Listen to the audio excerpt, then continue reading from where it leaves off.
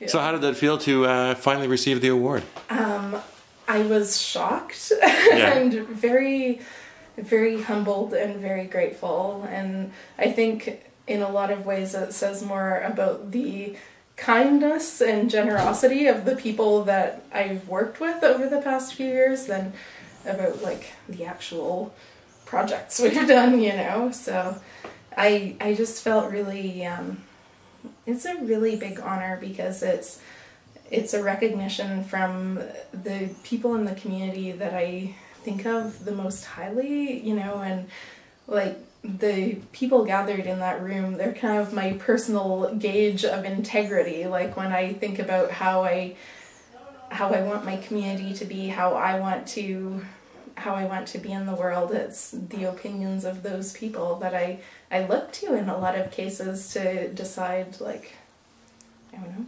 what to work on and what to do. So it was really a huge honor. I was very grateful. And it seemed to be a fitting time. I mean, you're starting to have your first family for your affordable housing. I mean, yes, yeah. So the timing was fantastic.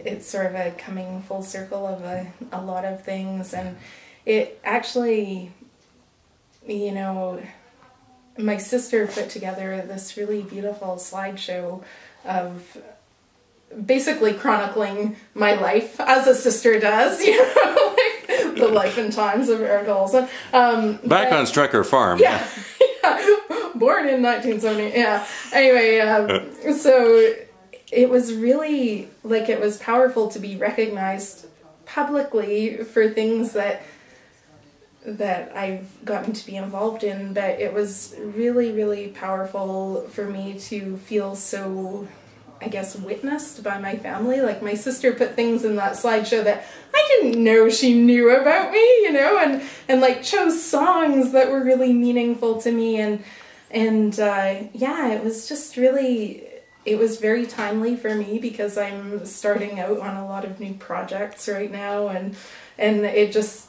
it really gave me I guess a boost of confidence to go forward into the things that I want to do in the future. So not just the housing, but the artwork, is that what you're talking about? Yeah, to do creative projects and like to really start working purposefully towards some of my big personal dreams, and which might not seem big to other people, but they're you know, they're big to me, and yeah, so it was really neat too because I have always identified as an ecofeminist, and I think it's a really, like the group that organized that and the selection committee for the Bread and Roses Award, I think it's a really neat direction they've taken things with recognizing me as an, like, not just for a feminist contribution, but because like my deepest values are to do with environmental sustainability and social justice. So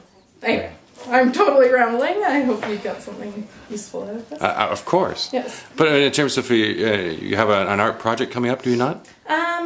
Or have you just completed I have one? many art projects on the go.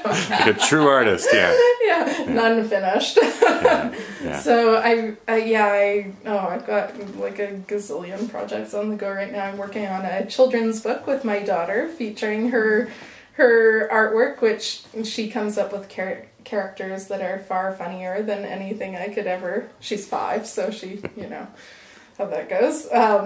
Yeah, so we're working on that, and I'm working on my eventual dream of having a heritage breed sustainable living farm where kids can come out and learn about gardening and farming, taking care of animals, being outside, and yeah, just Back to your roots. yes, back to my Strecker roots. But yeah, so stay tuned for the Jersey cows descending on Kenora. But yeah, yeah. Okay. So that's sort of the direction that I'm headed right now. I want to really devote a concentrated period of time to my creative projects, and also, like, I will stay very much involved with the housing because I think that's really central to making Kenora the kind of community I want to live in, and I want my daughter to grow up in. And, yeah. And we're here at Women's Place Kenora, so you continue to be involved here, and yeah, just off and on as needed. I'm just filling in for Colette today and for the next couple of afternoons, and that is really fantastic because I get to stay in touch with a lot of the women I met when I worked here, so I really enjoy that, and I find the direction that Colette's taken the center to be really exciting. I like being here. Yeah. Can you talk about a couple of things that are going on here? Sure. Colette has got a full slate. March is very busy, and she's doing all kinds of programming. There's a women's drumming and singing group that meets here weekly.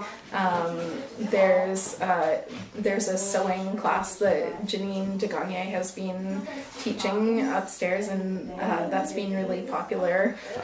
I was wondering why I saw her little bug out there. Yeah. So she's been doing that. I learned a thing or two about sewing. I realized that I sew like a cave person, but not anymore. I've learned so much. But yeah, so there's sewing. I actually probably have a calendar here somewhere, but anyway.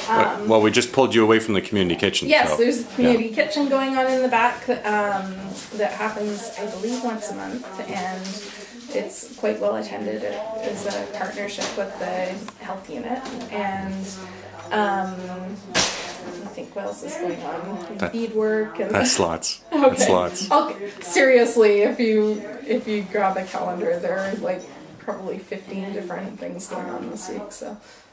Anything else you particularly? That's lots, but anything else you particularly want to pass on to? Yes, I think that